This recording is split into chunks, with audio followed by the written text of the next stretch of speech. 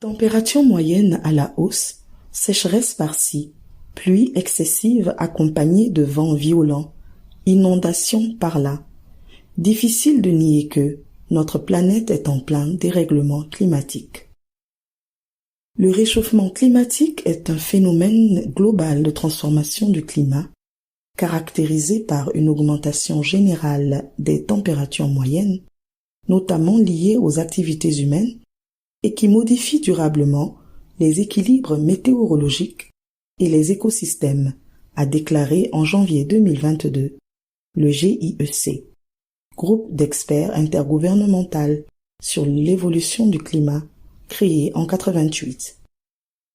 De l'avis des spécialistes du climat, l'Afrique serait le continent qui souffre et qui souffrirait le plus de ce réchauffement.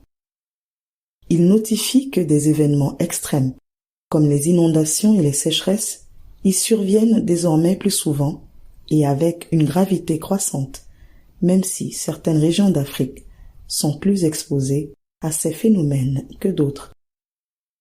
Les experts ajoutent que l'Afrique contribue à seulement 4% à l'émission de gaz CO2 à effet de serre, mais que, malheureusement, elle est plus menacée par ce changement climatique, cause de sa position géographique très ensoleillée et du fait que la subsistance de ces populations repose essentiellement sur son écosystème, sa faune, ses forêts et ses eaux.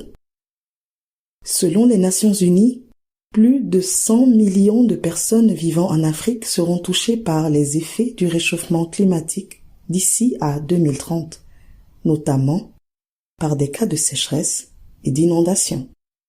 Pour exemple, au cours de l'année 2020, environ 1,8 million de personnes ont été touchées par des inondations au Nigeria, alors que début avril 2022, l'Afrique du Sud en a fait les frais, avec 443 morts et des dégâts estimés à plus de 200 millions d'euros. À ce rythme, le phénomène accentuera davantage la pauvreté sur le continent, avec une forte menace pour les productions agricoles et l'accès à l'eau. D'où une augmentation des crises alimentaires, sanitaires et des déplacements de population, avec des conflits liés à l'occupation des terres, pour ne citer que cela. À cela, il faut ajouter une croissance démographique qui reste élevée et des terres continuellement surexploitées.